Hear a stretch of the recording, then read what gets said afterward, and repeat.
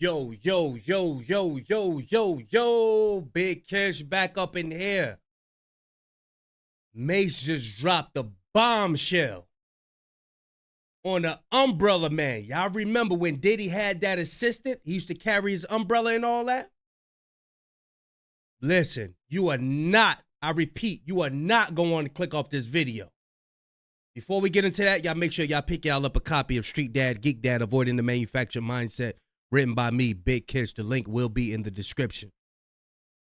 Y'all, check this out right here.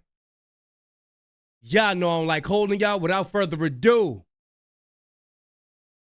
let's get it. Do certain things to get to a certain place, and I mean ethical things, not baby oil things, not crazy things, but we had to really believe in ourselves and do ethical things to be here. So he didn't reply. You know, after that working for him, Puff, you think he'd have mastered everything. Although the world knows Farnsworth Bentley as Diddy's former personal assistant who would walk around holding umbrellas, Farnsworth has dirt on his hands too that could turn his world upside down if he's exposed, according to former Bad Boy associate. He don't want to say anything against Puff anyway because Puff got shit on him. And I ain't talking about no true shit, none of that shit. Listen to what he said. Some people don't want to talk about Puff because Puff got things on them. Video footage, audio, conversations. He got dirt on him. That's why you see some people don't come out. Check it out, though. The nigga was stealing, bro. Yo, bro. The niggas I don't want to put that on sticky fingers. That nigga right there, bro, don't lay nothing down around him. All right, y'all, buckle up because we need to talk about Diddy's umbrella man, a.k.a. Farnsworth Bentley, and why he's been real quiet ever since the Diddy scandal went nuclear. See, Farnsworth didn't just hold umbrellas and look dapper. Rumors have been swirling around that for years, he played a very different role behind the scenes. And lately, between Cassie's court docs and testimony and shady comments about Farnsworth from insiders like Diddy's ex-bodyguard Gene Deal, those rumors are turning into a full-blown investigation by the internet detectives. And now, on top of all that, things are getting even spicier because Mace and Cameron just made some wild comments about Farnsworth on their podcast and basically hinted that Farnsworth might have been more than just Diddy's sidekick. So what really happened between Farnsworth and Diddy? Was he just a personal assistant with good taste, or was he deep in the freak-off factory doing things we're not supposed to talk about? Let's break it all down. Man, I watched this man disrespect you every chance he got, talk to you like his bitch. I think Fonzo was his little girlfriend at one time, because you have to see how they was conducting themselves. Ever since the whole Diddy scandal exploded, fans have been side-eyeing his old assistant, Farnsworth Bentley, and wondering what really went on behind the scenes between Farnsworth and Diddy. See, people in the industry have dropped little clues over the years that Farnsworth might have been doing a lot more than just holding umbrellas. And now Mace and Cameron have jumped in with some spicy talk that sounds like a joke on the surface. But if you've heard the rumors that Farnsworth was allegedly more like Diddy's concubine than his assistant, it hits different. On a recent episode of their podcast, Mace and Cam started cracking up over this male adult worker who testified in the Diddy case and went by the name Punisher. They were And this is the thing. Ain't nobody putting together that, okay, he hired all these male workers, right? So what makes you think that he wouldn't have Farnsworth Bentley beside him for that? Remember, he's with him all the time. There you go. Clowning on the nickname, but then Cam threw out a theory. What if Farnsworth also had a secret name for a reason? Something in the same category as Punisher. And Mace didn't deny it. He just said, you never know, with that look. I was watching the P. Diddy trial and the Punisher came in there yesterday.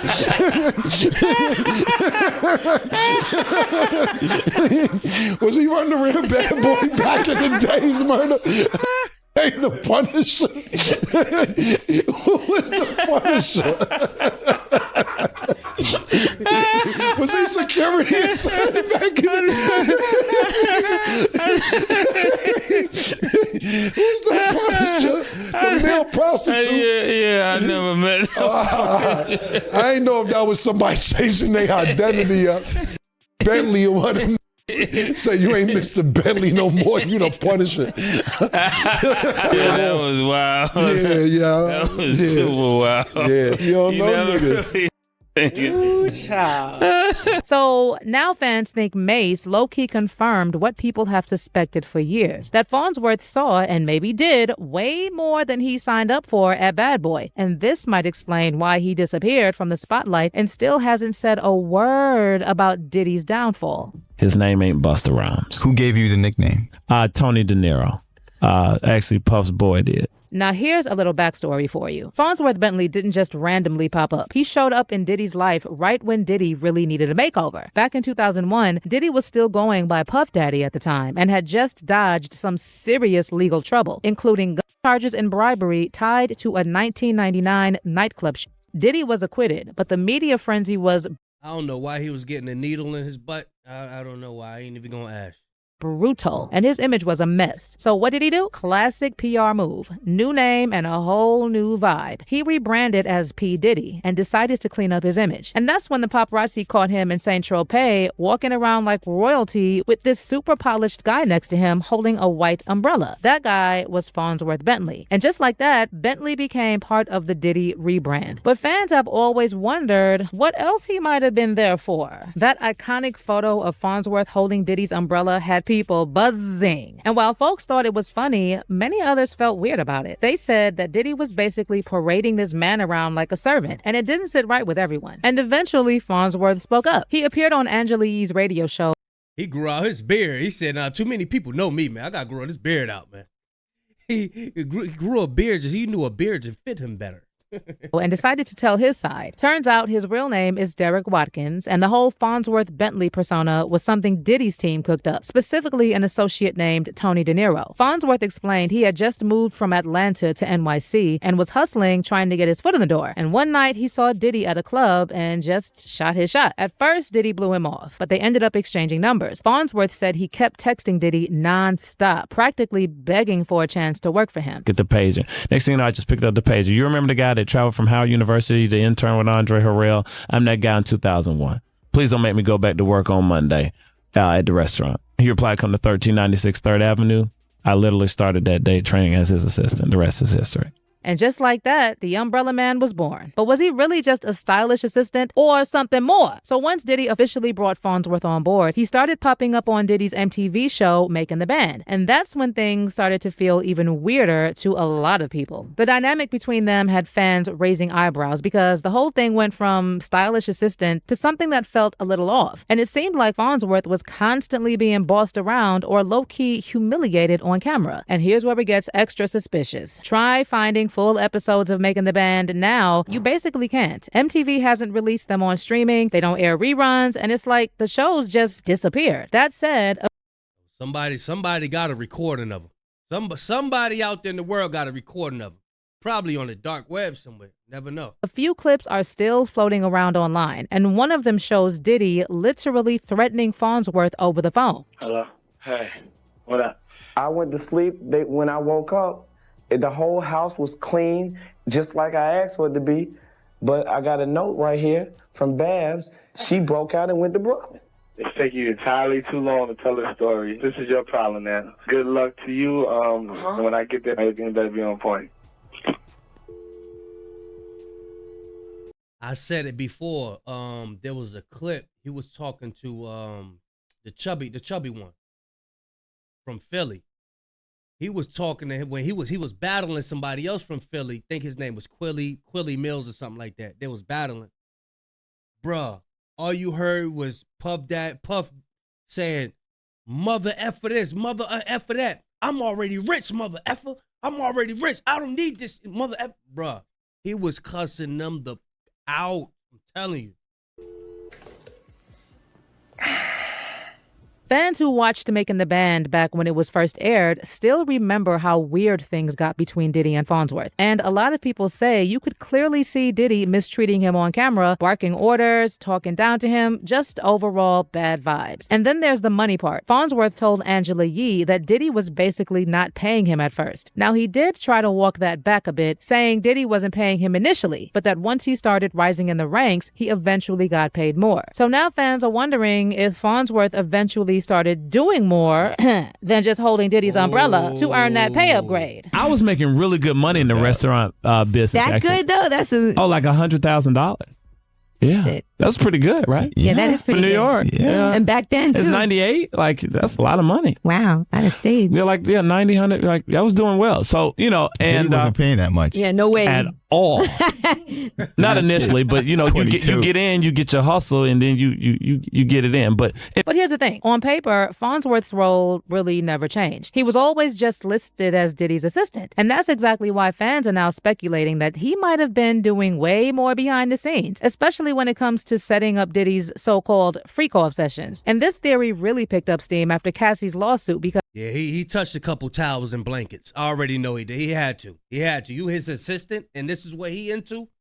You done stocked up some boxes of baby oil. You had to. In her filing, she claimed Diddy had assistants who helped organize encounters with male adult workers, including prepping hotel rooms with baby oil and Astroglide. So here's where things get even messier. Diddy's former bodyguard, Gene Deal, recently claimed that Cassie's lawsuit was redacted to leave out the really wild stuff. But that's not all. In another interview that resurfaced, Gene straight up said he knows all of Farnsworth Bentley's business. And the way he said it definitely raised eyebrows. Keep in mind, Farnsworth actually is down here in Atlanta. He's married with like 2 kids. He just lives a quiet life now, but yeah. Yeah, he should.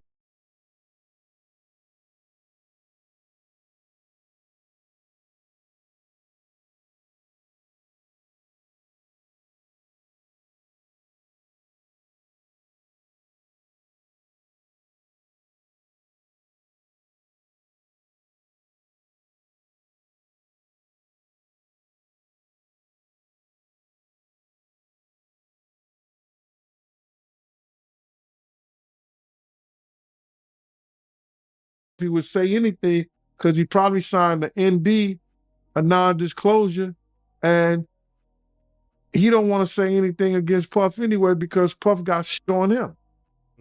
And I ain't talking about no sexual shit, none of that shit. The nigga was stealing, bro. Yo, bro. The niggas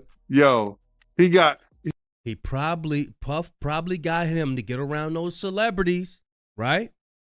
Celebrities, hey, look, we about to do a freak off. We put your watch down. You know them watches expensive. Hey, look, Farnsworth, I get him to take his watch off. You come put that in the bag. She gonna take off her ring. She gonna take off her bracelet. Put that in the bag. Allegedly, I'm just thinking. You know what I'm saying? But YouTube, y'all know I just be making up stuff. I don't know what I'm talking about. I don't want to put that on sticky fingers. That nigga right there, bruh, don't lay nothing down around him. You heard me? Don't lay nothing down around dude right there. Dog, Jennifer Lopez had these boots, they cost $5,000. Told you. I'm like, what kind of fucking boots cost $5,000? Now you gotta realize, this is like in 2000, early 2000s. A lot of money. These boots cost $5,000. And because she was going to be out of the country or something like that, she didn't have them come to her house down in the village because she would have never got it because they'd be stealing her stuff down there at her apartment. So she had them come to Puff house. She wanted these boots so bad. She was mad. They looked through everything trying to find Jennifer boots because Puff had like Puff, people used to just give him shit and send him shit from everywhere. So he probably buy people's stuff and take it back. This mail room in his house with numbers that he never even opened. But I don't know how Farnsworth Bentley found that shit. But we went over there to his house and we found a lot of Jennifer shit and everybody else's shit that belonged to Puff. Ooh. I guess Puff had too much stuff in the room and he was just keeping them for it. And you seen this with your own eyes? That's crazy, man. My own eyes, bro. We went to his apartment. You don't even seem like that type of dude, yo, but damn. Security else, we went over there, man. They had to do shit, bro. And that's why Puff had stopped messing with him. And then he goes get a show. Puff ain't say nothing. He went and got a show of teaching thugs how to be the gentleman. I hope the first thing he taught them motherfuckers is, don't steal. But wait, there's more. Over the years, there's been plenty of behind-the-scenes gossip claiming that Farnsworth might have been playing the same role for Diddy that Punisher did later on. Basically, a paid adult worker brought in for those freak-off sessions. And here's where it gets even darker. Remember that old story about Diddy breaking Kim Porter's nose during a fight on a yacht? Well, Gene Deal claims that this happened because Kim caught Diddy with a man. The same yacht she got her nose broken on, that somebody was doing something to him when they walked in the room, and it caused a confrontation. Now, we know this incident happened in 2005 because I found this article published in August 2005 that says that Kim was left with a broken nose after the couple argued on Combs' yacht in St. Tropez. So we know Farnsworth was still Diddy's assistant in 2005, and Diddy was often taking him along to fancy spots like St. Tropez. And that's why people have been speculating that Kim might have actually caught Diddy in one of those FO sessions with Farnsworth himself. But around the same time, Farnsworth started making moves on his own in the music world. It was actually Kanye who gave him his big break. And Farnsworth showed up in a bunch of Outkast videos and even had a cameo in Kanye's The New Workout Plan video. Oh, nah, Diddy ain't gonna like that. Diddy ain't gonna like that right there. Fast forward to 2013, Kanye invited him to work on his album Yeezus, where Farnsworth got songwriting credits. And he later also helped produce the hit track Ultralight Beam on Kanye's 2016 album, The Life of Pablo. All while this was going down, though, Farnsworth was reportedly stealing from Diddy behind the scenes. So eventually their friendship blew up, and that was pretty much the end of Farnsworth's time with Diddy. After all that, Farnsworth moved back to Atlanta, got married to a woman named Fawn Chambers, and started a family with 2 kids. But some industry insiders have hinted there's a reason Farnsworth picked Atlanta of all places to settle down. And if you know, you know. So ever since then, Farnsworth has kept quiet about all the drama around Diddy. And fans figured in Atlanta, man, you gotta be careful, man. It's very, very, very tricky out there, man. Well, I ain't gonna say that. Let me be quiet for you two get mad at me.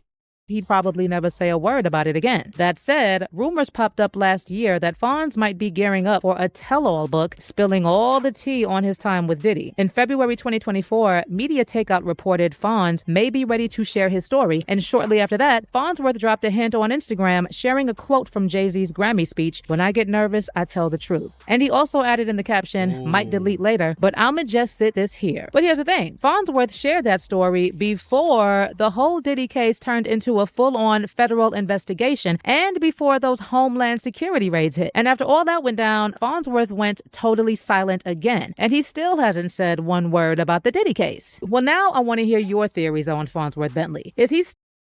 Y'all let me know. Is Farnsworth Bentley involved with the FO situation? Or is he just there to carry Diddy's umbrella? Do he be snatching chains and watches when people put him down?